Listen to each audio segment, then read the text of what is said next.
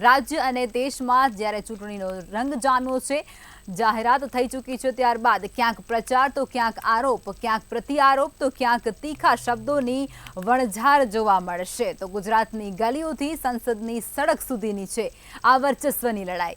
સવારથી લઈ અને અત્યાર સુધી રાજકીય ગલીઓની તમામ ખબરોનું વિશ્લેષણ આપશે મંતવ્ય ન્યૂઝના મહારથીઓ. દરરોજ જુઓ મારી સાથે ચૂંટણીના દરેક રંગ 8 PM બિગ 5માં.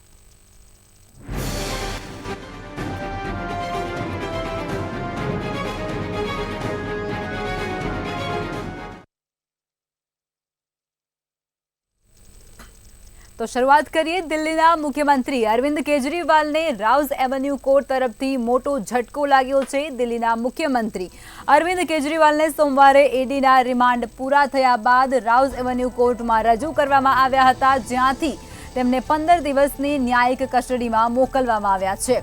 ઈડીએ કોર્ટ પાસે કેજરીવાલની ન્યાયિક કસ્ટડીની માંગણી પણ કરી હતી, જેને કોર્ટે સ્વીકારી પણ લીધી હતી. ત્યારે ઈડીએ કહ્યું કે અરવિંદ કેજરીવાલનું વલણ સહકારભર્યું નથી. તેઓ ઈડીને ગેરમાર્ગે દોરવાનો પ્રયાસ પણ કરી રહ્યા છે. તો સુનાવણી દરમિયાન આમ આદમી પાર્ટીના ઘણા મોટા નેતાઓ પણ ખાસ હાજર હતા.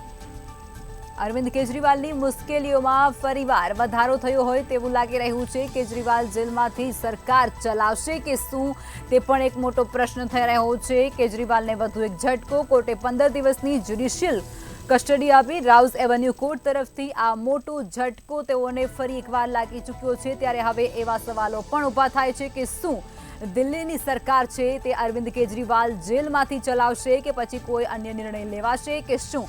ત્યારે ઈડી દ્વારા તેઓને અરેસ્ટ કરવામાં આવ્યા છે અને ત્યારબાદ તેઓના રિમાન્ડ પણ વધારે માંગવામાં આવ્યા છે.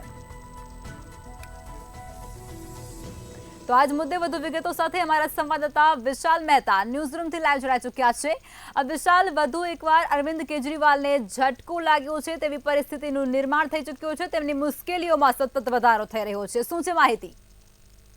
ચોક્કસી લખમાં જે રીતે અરવિંદ કેજરીવાલની મુશ્કેલીઓ સતત વધી રહી છે. જે રીતે આજે એમને કોર્ટમાં હાજર કરવામાં આવ્યા હતા, તેમના રિમાન્ડ જે પૂર્ણ થયા હતા, એટલે કે કહી શકાય કે જે રીતે ઈડી દ્વારા અવારનવાર તેમને સમન્સો આપવામાં આવ્યા, તેમ છતાં પણ તે હાજર ન થયા. આખરમાં તેમને આખરી સમન્સમાં હાજર થવાની વાત કરવામાં આવી. તેમણે શરત મૂકી કે તેઓ હાજર થયા બાદ પરત જતા રહેશે, પરંતુ તેમને તાત્કાલિક જ પોલીસ કસ્ટડીમાં લેવામાં આવ્યા. ત્યારબાદ જે રીતે તેમની પહેલા રિમાન્ડ મંજૂર થયા, ત્યારબાદ ફરી તેમને કોર્ટમાં રજૂ કરાયા અને 28 તારીખે તેમને 4 દિવસના વધુ રિમાન્ડ આપવામાં આવ્યા હતા, જે આજે પૂર્ણ થતાં તેમને કોર્ટમાં રજૂ કરાયા હતા. એવન્યુ હાઈકોર્ટની અંદર જે રજૂ કરાયા, ત્યારબાદ જે દોર જોવા મળ્યો હતો તે એક આખો હાઈ પ્રોફાઇલ ડ્રામા જેવો દોર લાગતો હતો. કારણ કે જ્યારે અરવિંદ કેજરીવાલ કોર્ટમાં હાજર થયા ત્યારે આમ આદમી પાર્ટીના ઘણા બધા મોટા નેતાઓ પણ ત્યાં હાજર હતા.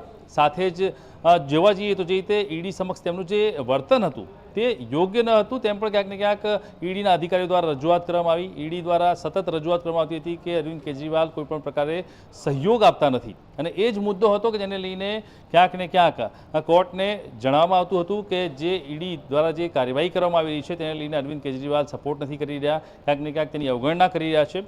અને ત્યારબાદ જ્યારે કોર્ટમાં આ સમગ્ર બાબતને લઈને રજૂઆત કરવામાં આવી ત્યારે તેને અત્યારે હાલમાં અરવિંદ કેજરીવાલ એટલે કે દિલ્હીના મુખ્યમંત્રીને ન્યાયિક હિરાસત એટલે કે જ્યુડિશિયલ કસ્ટડીમાં મોકલવામાં આવ્યા છે. તેમને જેલમાં મોકલવાની કોર્ટ દ્વારા આદેશ આપવામાં આવ્યો છે. એટલે કે અત્યારે હાલમાં જે રીતે તેમને આજે કોર્ટમાં રજૂ કરવામાં આવ્યા અને ત્યારબાદ તેમને જેલમાં મોકલવાના આદેશ થયા છે. ત્યારે સૌથી મહત્વની વાત એ છે કે ના માત્ર તેમની જે તકલીફો છે તે ઓછી થઈ છે, તેમાં સતત વધારો થયો છે, પરંતુ એક નવો ઘટસ્ફોટ તેની અંદર થયો છે. જ્યારે તેમને કોર્ટમાં રજૂ કરવામાં આવ્યા ત્યારે તેમણે 15 દિવસની ન્યાયિક હિરાસતમાં તો મોકલવામાં આવ્યા છે, એટલે કે 15 દિવસ માટે તેમને કારાવાસની વાત કરવામાં આવી છે. પરંતુ સાથે સાથે ઈડીની સામે તેઓએ આતિશી અને સૌરભ ભારદ્વાજ આ બંને વ્યક્તિઓના નામ પણ જાહેર કર્યા છે.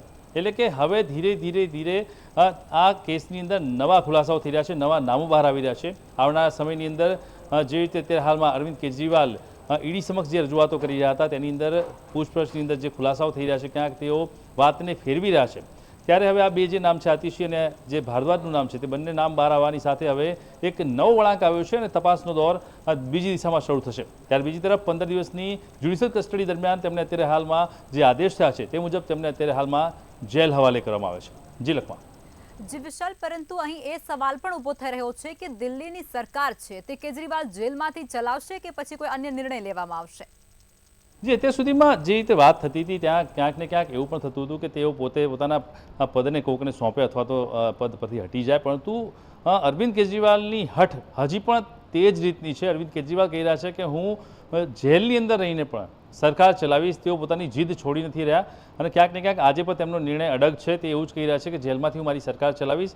એટલે એ જ બાબતને લઈને ક્યાંક ને ક્યાંક ચારે તરફ ચર્ચાનો દોર શરૂ થયો છે કે પહેલીવાર આવું બની રહ્યું છે કે કોઈ મુખ્યમંત્રી છે જે જેલમાં ગયા છે ત્યારબાદ પણ એક જ જીત પર અડેલા છે કે તેઓ સરકાર જેલમાંથી ચલાવશે.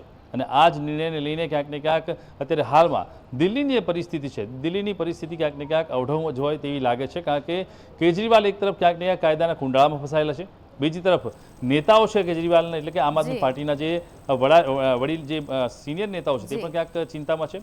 ત્યારે હવે જેલમાં ગયા પછી તેઓ કેવી રીતે સરકાર ચલાવશે, તેમને કયા કયા નવા હર્ડલ્સનો સામનો કરવો પડશે, તે તમામ બાબતોને લઈને અત્યારે હાલમાં સવાલો ઊભા થયા છે. જી વિશાલ, તમામ વિગતો સાથે જોડાયા તે બદલ આભાર. તો અરવિંદ કેજરીવાલની મુશ્કેલીઓમાં દિવસે દિવસે વધારો થતો જોવા મળી રહ્યો છે.